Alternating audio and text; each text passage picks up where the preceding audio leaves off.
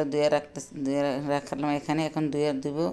এখন এখানে মশলা দিতে বাছতেছি, পেঁয়াজ বেটে ভিস্তা করে বাছতেছি এখানে। এখন আমি এই যে মুরগিগুলো ভাজা রাখছি, এখন ভাজা হয়ে গেছে। এখন আমি এখানে মশলাগুলো কষাতেছি, সব মশলা কষাইয়া তারপর মুরগিটা দিয়ে দিব।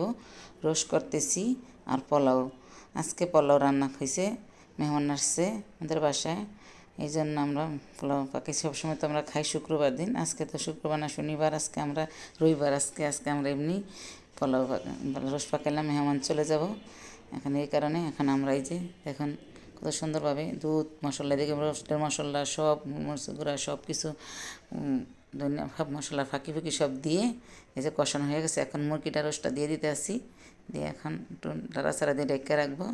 এখানে আর চুলে পোলাও বসাইছি, টমেটোর চাটনি করলাম, ভাত রান্নলাম আজকের জন্য।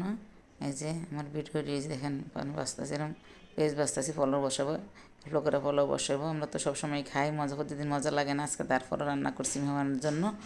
একই চাল নিয়ে রান্না করতেছি এখানে। এখন চালটা দিতেছি, চালটা ধুয়ে এখন বাছতেছি, এখন ভাজা হয়ে যেতেছে। এখন পানিটা দিয়ে দিব, এই যে পানিটা দিয়ে দিলাম। পানিটা দিয়ে চালটা, আজকের চালটা খুবই ভালো, অনেক সুন্দর ঘ্রাণ বেরিয়েছে মাশাআল্লাহ, আলহামদুলিল্লাহ। খেতে খুবই মজা লাগবো, ভালো জিনিস খেতে খুবই ভালো লাগে। এই যে পোলাওটা হয়ে গেছে, এখন একটু লাড়াচাড়া দিয়ে ঢাকনা রেখে রাখবো। আমার রান্না বান্না শেষ, এখন আমি ঘর দোর সব পরিষ্কার করে নামাজ পড়বো।